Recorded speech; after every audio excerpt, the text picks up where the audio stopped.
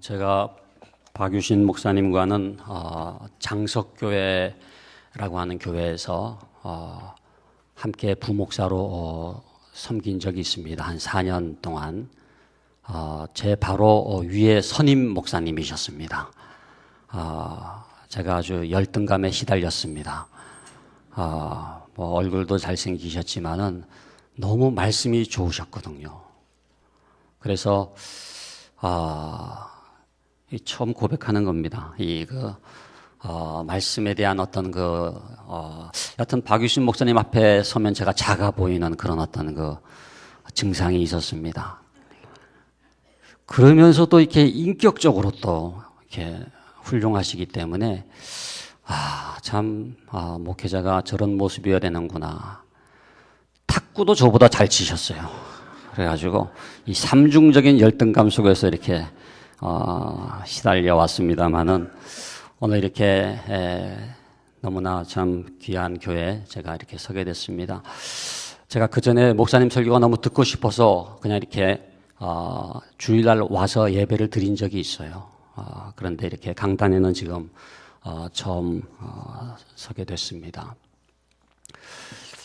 우리가 지난 5월 8일이 이제 어버이날이고 지난주 5월 15일이 이제 스승의 날을 보냈습니다마는 우리가 부모요 또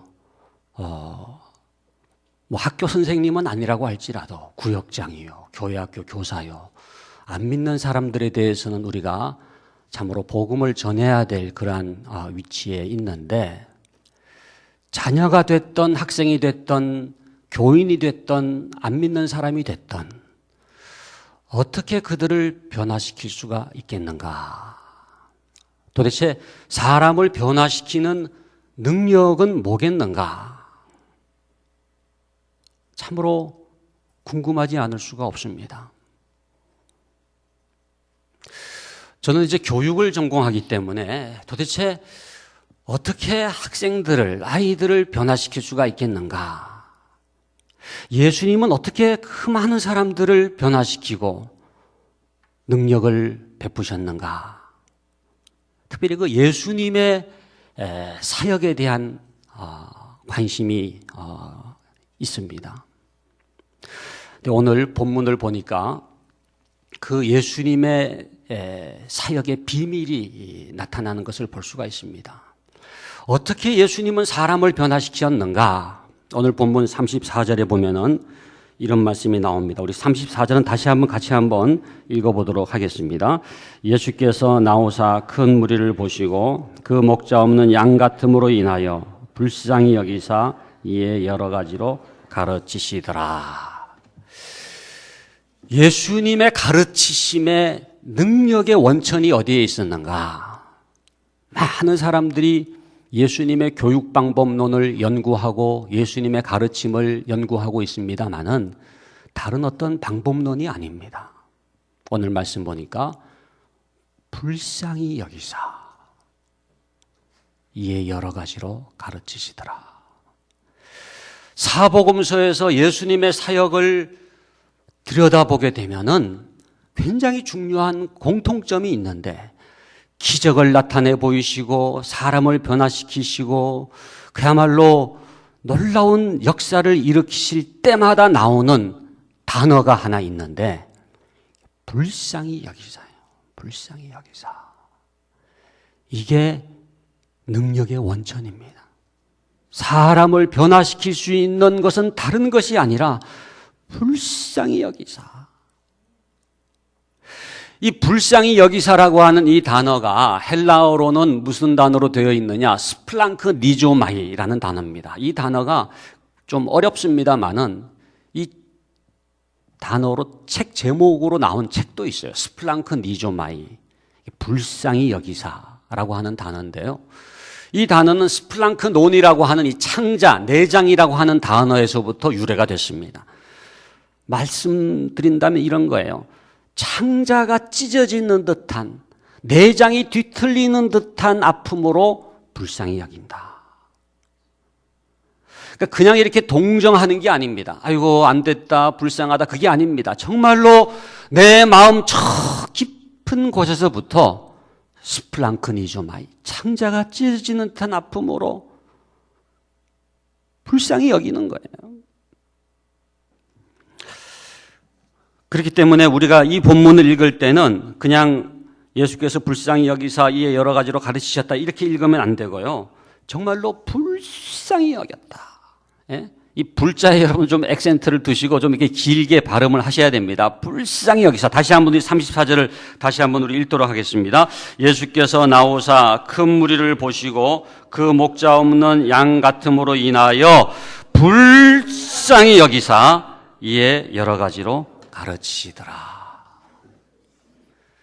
이게 사람을 변화시키는 능력이에요. 성경에 보면은 이 스플랑크니조마이라고 하는 단어가 사용된 너무나 중요한 세 가지 이제 사건이 나옵니다. 첫 번째가 여러분들 잘 아시는 대로 탕자의 비유입니다. 탕자의 비유. 누가복음 15장에 보면은 아직도 거리가 먼데 아버지가 그를 보고 측은히 여겨 달려가 목을 안고 입을 맞추었다. 그때 그 측은히 여겨라고 하는 단어가 스플랑크니조마입니다.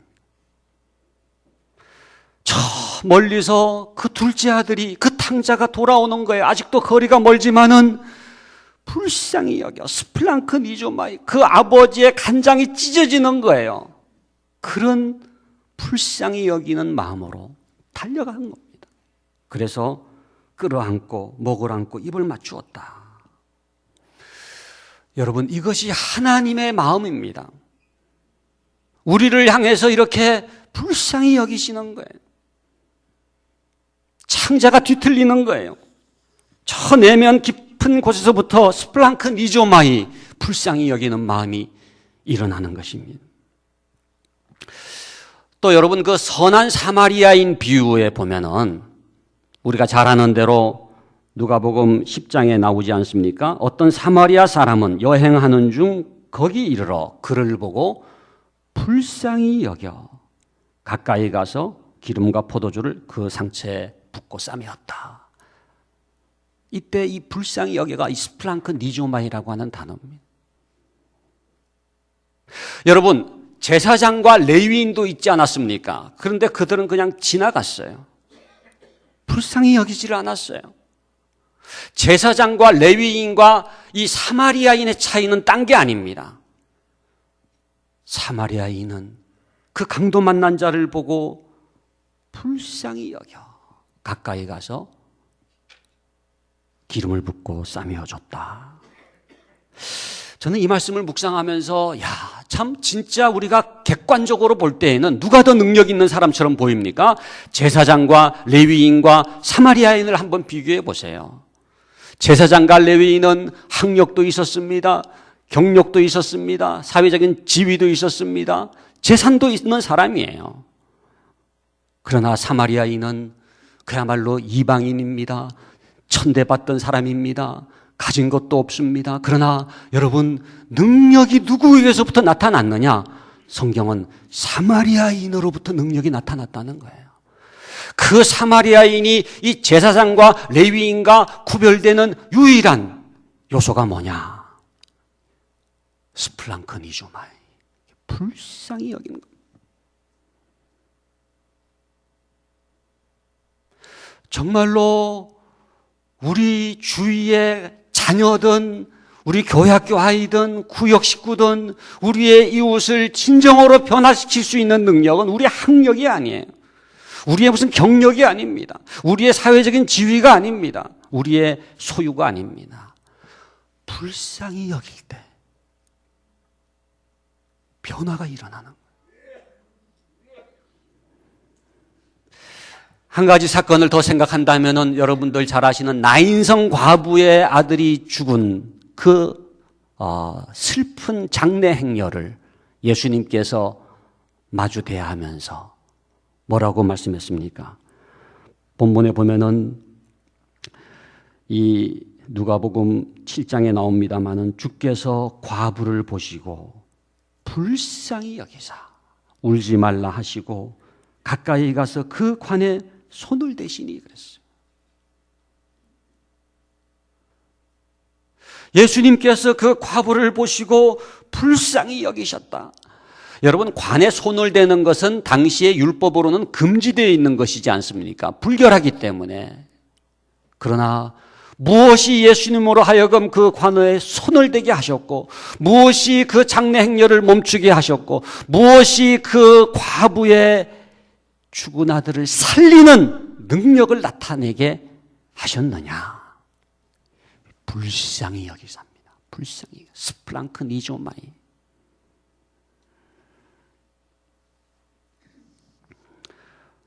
사랑하는 성도 여러분, 정말로 우리가 회복해야 될 것이 있는데 다른 게 아닙니다. 이 불쌍히 여기는 마음을 회복해야 돼요.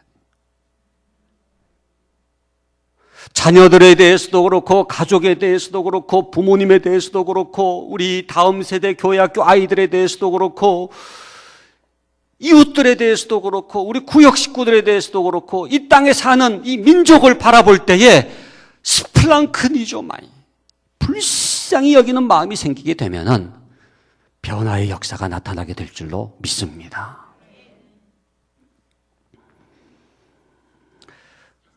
여러분, 불쌍히 여기는 것 다음에 꼭 따라오는 게 있어요. 그게 뭐냐 하면은 이해입니다. 이해. 불쌍히 여기사, 오늘 본문 44절에 보니까 뭐라고 되어 있습니까? 불쌍히 여기사 이해 여러 가지로 가르치시더라 그랬습니다.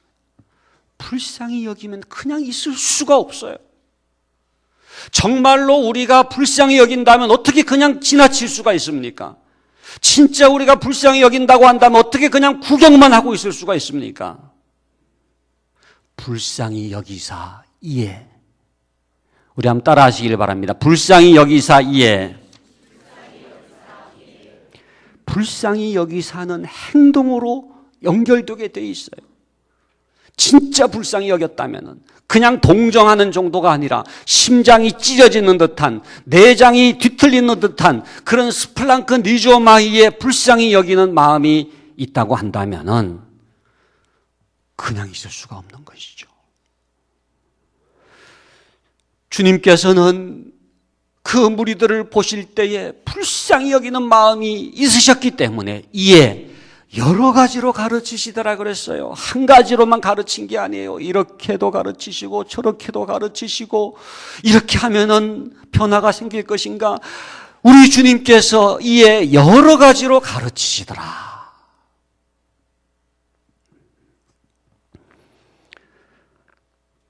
그러나 여러분, 중요한 것은 여러 가지로 가르치는 것 이전에 불쌍히 여기는 마음을 갖는 겁니다.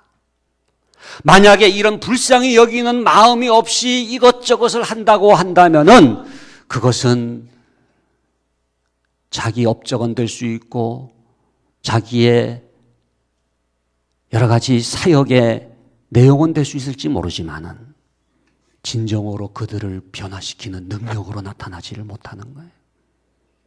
그래서 선불쌍히 여김 후 사역입니다. 여러분들이 뭐 집사님이시고 권사님이시고 또 교회에 이런저런 여러 가지 일들을 맡으셨고 또 회사에서는 여러 가지 또 직책을 맡으셨고 가정에서는 부모요 여러 가지 우리가 직분이 있습니다만은 그 모든 것을 하기 이전에 하나님 불쌍히 여기는 마음을 회복시켜 주시옵소서. 불쌍히 여기는 마음이 없이 하는 것은 상처를 줄 수가 있어요. 아픔을 줄 수가 있어요. 그렇기 때문에 우리 주님께서는 먼저 불쌍히 여기시고 그 다음에 그 불쌍히 여김이 나를 그냥 머물게 하지를 않기 때문에 그 불쌍히 여김이 인도하는 대로 가르치시고 병자를 고치시고 역사를 행하셨던 것입니다. 우리는 사역의 내용에 관심이 많습니다. 뭘 해야 할까? 전략에 관심이 많습니다. 어떻게 하면은 내가 맡은 부서가 부흥이 될 것인가? 어떻게 하면은 효과적일까? 어떻게 하면은 더 놀라운 그러한 다른 사람의 찬사를 받을 수가 있겠는가?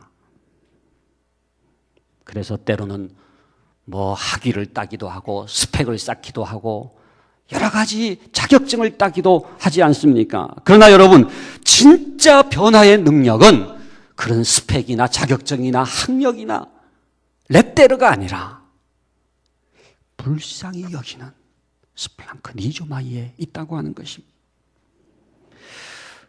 예수님의 사역 이후에 오늘에 이르기까지 예수님의 가르침은 잘 전승이 되어 왔어요. 이 성경 말씀이 뭡니까? 예수님의 가르침의 내용이 오늘 우리에게까지 전수가 되지 않았습니까? 2000년 역사 동안에 주님께서 가르친 내용과 교리, 말씀은 우리들에게 왔는데 똑같이 와야 될 게 안 온 게 있어요. 예수님의 말씀과 가르침은 이렇게 내려왔는데 예수님의 불쌍히 여김이 우리에게까지 지금 오지를 못한 거예요. 그러니까 내가 말씀은 알고 율법은 알고 이래야 된다라고 하는 것은 알고 있지만은 그것을 행할 수 있는 능력이 없고 그 사랑을 실천할 수 있는 에너지의 원천이 고갈되어 있는 거예요. 여러분, 우리가 예수님의 말씀과 그 예수님의 가르침과 예수님의 교리를 이어받는 것 중요합니다만은 오 주님, 주님의 불쌍히 여김이 나에게 회복되게 하여 주시옵소서.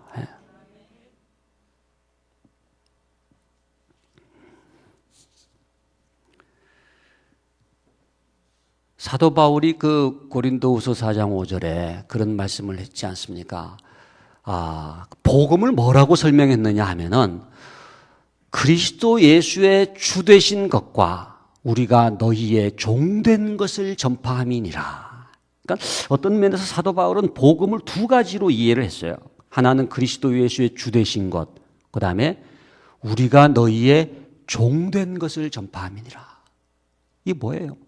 불쌍히 여김이 있지 않으면은 복음이 전파가 안 되는 거예요. 그렇기 때문에 복음의 내용을 잘 아는 것 중요하지만 나에게 회복돼야 될 게 있는데 불쌍히 여기는 마음이 회복될 때 그 불쌍히 여김을 통해서 복음이 역사되기 시작한다는 거예요. 사랑하는 성도 여러분, 예수님께서 어떻게 이렇게 불쌍히 여기시게 되었는가? 불쌍히 여기시게 되는 세 가지 요인이 있음을 발견하게 됩니다. 첫 번째는요, 오늘 말씀 보니까는 예수께서 무리를 보셨다 그랬는데 불쌍히 여기는 마음이 생기는 첫 번째 원천은 뭐냐? 사람을 보는 겁니다. 숫자를 보는 게 아니에요. 예수님은 수많은 무리들이 모였지만은 그 무리들의 숫자를 보시고 많은 사람들이 모였구나. 우리가 계산할 때 그저 한 2만 명 정도 모였다고 생각이 되는데 이렇게 많이 모였구나가 아닙니다. 예수님은 한 사람 한 사람 사람을 보시는 거예요. 여러분, 우리 앞에 갈림길이 놓여져 있는데 사람을 보느냐 숫자를 보느냐의 갈림길입니다. 우리 한국교회는 그동안 너무 숫자를 봤어요. 많이 왔구나. 우리 교회는 몇 명이 모인다. 라고 하면은 사람이 안 보이기 시작하는 겁니다. 주님께서는 그 한 사람 한 사람 사람을 보게 되었을 때 그 불쌍히 여기는 마음이 생기신 거예요.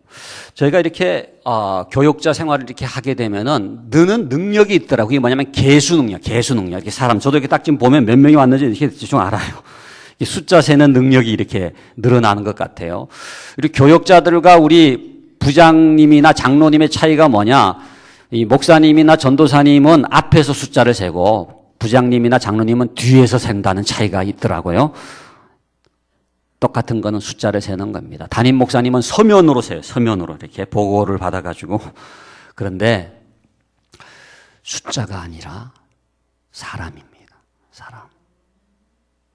여러분, 오늘 이 본문 말씀 이 30절을 한번 보세요. 30절을 보면은 거기에 뭐라고 되어 있습니까? 사도들이 예수께 모여 자기들이 행한 것과 가르친 것을 낱낱이 고하니 그때 예수님께서 뭐라고 말씀했습니까? 32절에 이르시되 너희는 따로 한적한 곳에 가서 잠깐 쉬어라 하시니 이는 오고 가는 사람이 많아 음식을 먹을 겨를도 없습니다. 사도들은 지금 나와가지고 예수님께 사역 보고를 하는 거예요. 이것도 했습니다. 저것도 했습니다. 해가지고 막 이렇게 사역이 이렇게 놀랍게 이루어졌습니다라고 보고할 때 예수님께서는 뭐를 보셨습니까? 사역 보고서를 보신 게 아니에요. 사람을 보셨어요. 제자들을 보셨어요. 그리고 불쌍히 여기는 마음이 생겼어요. 한적한 곳에 가서 쉬어라 그랬어요. 쉬어라. 예? 너무 너네가 지금 음식 먹을 겨를도 없구나. 사람을 보시고 제자를 보시고 긍휼히 여기시고 불쌍히 여기셨던 것입니다. 무리를 보셨는데 숫자를 보신 게 아니라 그 사람을 보시고 불쌍히 여기신 거예요. 여러분, 우리들이 사람을 볼 수 있기를 간절히 바랍니다. 그 사람의 소유를 보는 것도 아니고 그 사람의 지위를 보는 것도 아니고 숫자를 보는 것도 아니고 외모를 보는 것도 아니고 우리가 서로를 바라볼 때 영혼을 바라보면서 사람에게 초점을 맞출 때 불쌍히 여기는 마음이 생기는 줄로 믿습니다. 두 번째는 진실을 볼 때 불쌍히 여기는 마음이 생기는. 진실을 볼 때.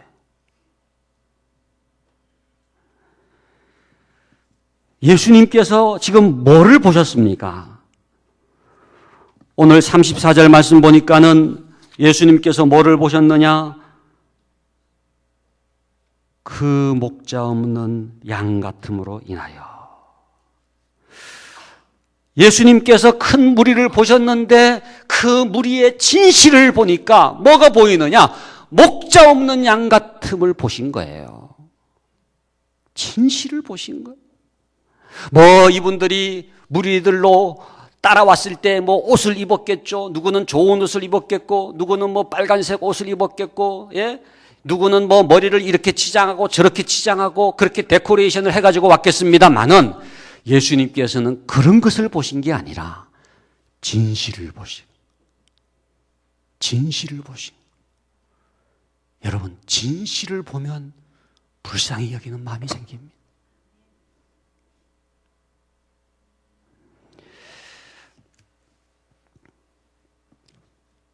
우리 자주 쓰는 말 가운데 그런 말이 있지 않습니까? 알고 보면 다 불쌍한 사람이다. 예? 알고 보면 다 불쌍한 사람. 정말로 그 사람의 진실을 알면은요, 불쌍해요. 아무리 무슨 뭐 넓은 아파트에 살고 뭐 좋은 집에 살고 무슨 뭐 좋은 차를 굴리고 뭐 그런 것 같아도요, 예? 화려한 옷을 입은 것 같아도요, 진실을 알면 불쌍한 사람들이.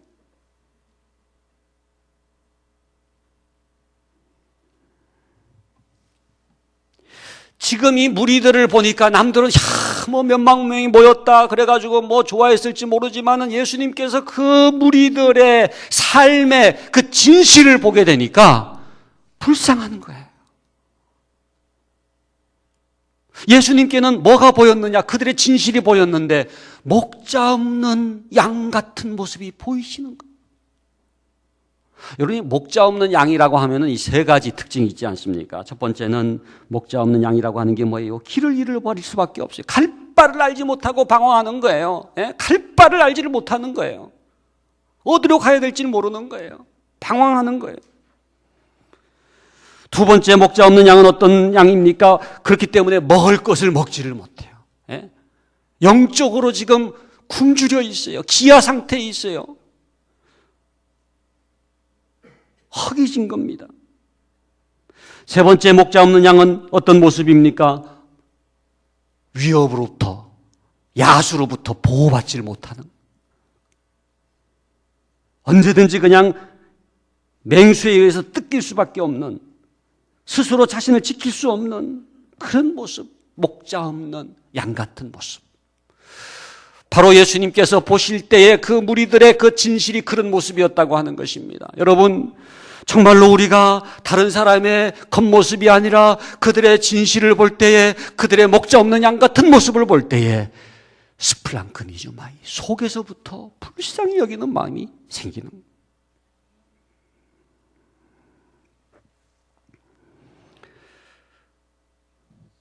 여러분, 저는 우리 성도님들이 이렇게 만나고 교제할 때에 정말 이렇게 서로의 진실을 봤으면 좋겠어요.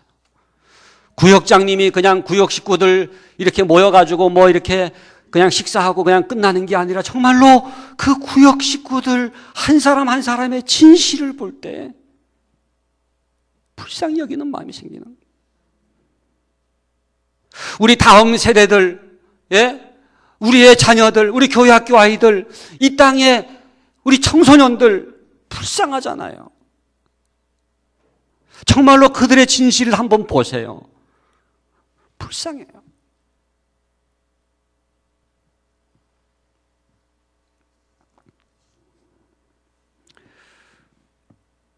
우리가 오다 가다 성도들을 만날 때 그렇게 인사합니다. 아이고 뭐 별일 없으시지요?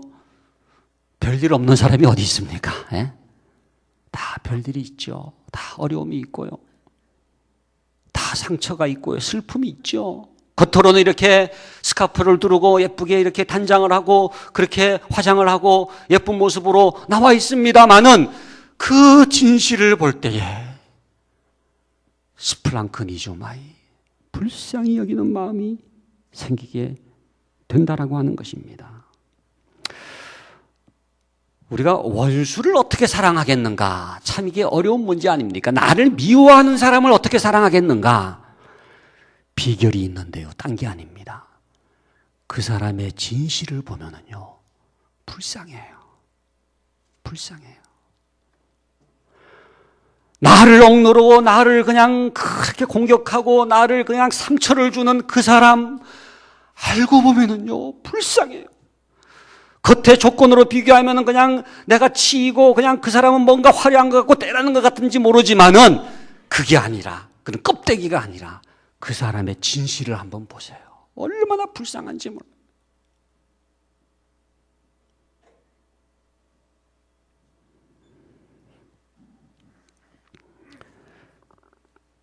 한 가지 더 말씀드린다면 어떻게 불쌍히 여길 수가 있겠는가? 관계적으로 바라볼 때 불쌍히 여길 수가 있습니다. 이게 인격적인 관계를 맺게 되면은요, 불쌍히 여기는 마음이 생겨요.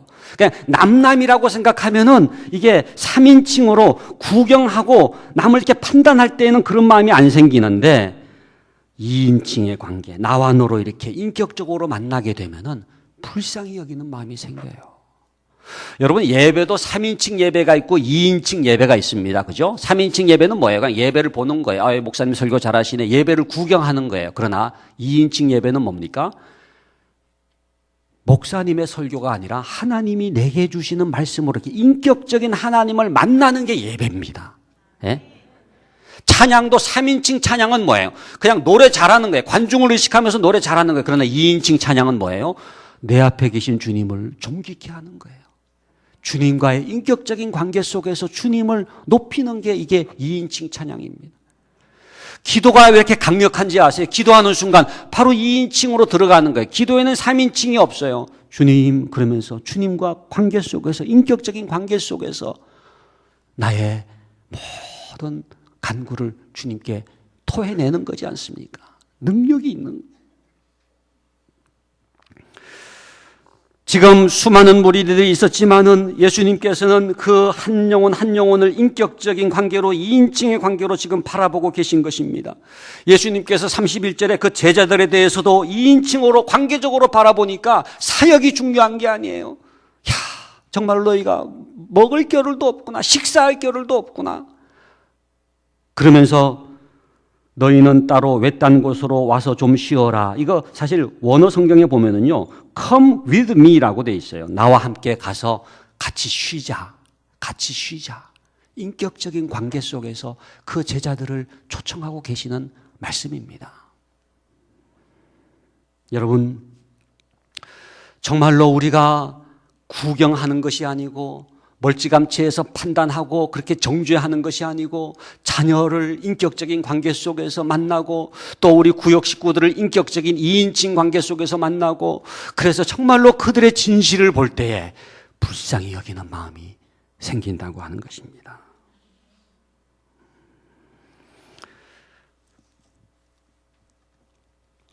말씀을 맺겠습니다. 예수님께서 이 무리들만 불쌍히 여긴 게 아니잖아요. 예수님께서 12제자만 불쌍히 여기신 게 아니잖아요. 우리들을 얼마나 불쌍히 여기셨습니까? 나 자신을 얼마나 불쌍히 여기셨습니까? 그야말로 우리는 교만했고 우리는 자만했고 그래서 우리는 자행자지하면서 내 마음대로 내 생각대로 내 욕심대로 행했던 우리였더랬지만은 그러나 주님께서는 우리를 불쌍히 여기셔서 마치 요나가 그렇게 도망가고 그렇게 하나님을 떠나갔더랬지만은 그 큰 물고기 속에까지 따라오셔서 그 요나를 불쌍히 여기셨던 것처럼 우리를 추적하면서 우리를 사랑하신 주님 아니십니까? 여기까지 오늘 이 시간까지 우리를 지켜보아 주시며 우리를 불쌍히 여기신 주님. 주여 나를 불쌍히 여기소서. 예? 저는 이 가장 중요한 기도 제목은 딴 게 아닙니다. 여러분 초기 수도원에서 그 수도사들이 계속해서 반복해서 기도했던 기도 내용은 딴 게 아닙니다. 주여 나를 불쌍히 여기소서. 한번 따라합시다. 주여 나를 불쌍히 여기소서. 주여 나를 불쌍히 여기소서. 예. 예. 이것만이 나의 문제를 해결할 수 있는 능력의 원천이 되기 때문에 주여 나를 불쌍히 여기소서. 주여 우리 가정을 불쌍히 여기소서. 주여 우리의 자녀들을 불쌍히 여기소서. 주여 우리 부모님을 불쌍히 여기소서. 주여 우리 교회를 불쌍히 여기소서.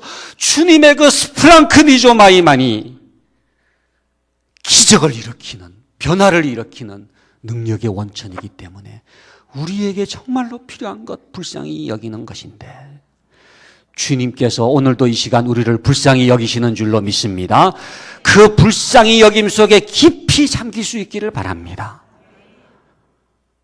주님의 은혜가 없이는 우리는 한 발자국도 나갈 수가 없어요. 우리가 할 수 있는 게 아무것도 없어요. 그렇기 때문에 주여 나를 불쌍히 여기소서. 오늘 이 주일 아침에도 이 주님의 스플랑크니조마이 그 주님의 불쌍히 여김 속에 깊이 침잠할 수 있기를 간절히 바랍니다. 그 다음에는 이제는 우리가 누군가에 대해서 불쌍히 여길 차례예요. 그 주님의 불쌍히 여김을 받은 우리라고 한다면은 그 주님의 그 십자가의 사랑을 받은 우리라고 한다면은 그 구속의 은총을 받은 우리라고 한다면은 그 주님의 스플랑크니조마이 그 불쌍히 여김을 받은 우리라고 한다면은 이제는 우리가 누군가를 불쌍히 여겨야 되지 않겠습니까? 하나님, 저에게 맡겨주신 양무리를 불쌍히 여기겠습니다. 저에게 맡겨주신 구역 식구를 제가 불쌍히 여기겠습니다. 제 자녀들, 가정들, 저희 부모님들, 그야말로 저희 가족들, 또 사랑하는 우리의 교인들, 그리고 우리의 다음 세대들, 아직도 믿지 않고 방황하는 저 이웃들, 주여, 이제는 제가 그들을 스플랑크니조마이 주님의 그 불쌍히 여김으로 그들을 불쌍히 여길 수 있게 하여 주시옵소서. 기적의 원천은 딴 게 아닙니다. 예수님께서 물론 하나님의 아들이시기 때문에 신적 능력이 있기 때문에 치유의 역사가 나타나고 변화의 역사가 나타났죠. 그러나 예수님께 놀라운 능력의 비결이 있었는데 그것은 불쌍히 여기는, 창자가 찢어지는 듯한, 내장이 뒤틀리는 듯한 이 스플랑크니조마이의 불쌍히 여김이 사람을 변화시키는 능력의 원천이라고 하는 것입니다. 다시 한번 우리의 마음속에서 이 스플랑크니조마이 불쌍히 여기는 마음이 회복되어서 우리의 불쌍히 여김이 닿는 곳마다 기적이 나타나고 변화가 나타나고 새로운 역사가 나타나는 은총의 통로가 다 될 수 있기를 주님의 이름으로 간절히 축원합니다. 기도하겠습니다. 아버지 하나님 감사합니다. 주님 사랑하시는 뉴라이프 교회 사랑하는 성도님들, 오늘도 주님 존전으로 불러 모아주시고 주의 말씀으로 훈계하여 주시오니 감사를 드립니다. 아버지 하나님, 어떻게 사람을 변화시킬 수가 있겠는가? 어떻게 주님은 그렇게 사람을 변화시키는 능력을 행하실 수가 있었는가? 오늘 말씀 속에서 불쌍히 여기사 이에 여러 가지로 가르치시더라. 주님의 가르침의 능력과 기적과 치유의 비결은 스플랑크 니조마의 불쌍히 여김에 있었던 것을 고백합니다. 아버지 하나님, 그 불쌍히 여김을 받은 우리, 그 십자가의 은총과 사랑과 구속의 그 축복을 받은 우리가 이제는 우리 주위에 누군가를 불쌍히 여길 수 있게 하여 주시옵소서. 우리의 강팍한 심령을 녹여 주시옵소서. 아버지 하나님, 불쌍히 여기는 마음을 회복시켜 주시옵소서. 그래야 우리의 가족들을, 우리의 구역 식구들을, 우리의 다음 세대를, 아직도 믿지 않는 주위의 이웃들을 이러한 주님의 마음으로 불쌍히 여기는 우리 모두가 되게 하여 주시옵소서. 그리하여 변화의 능력을 체험하는 우리 모두가 되게 하여 주시옵소서. 예수 그리스도 이름으로 기도하옵나이다. 아멘.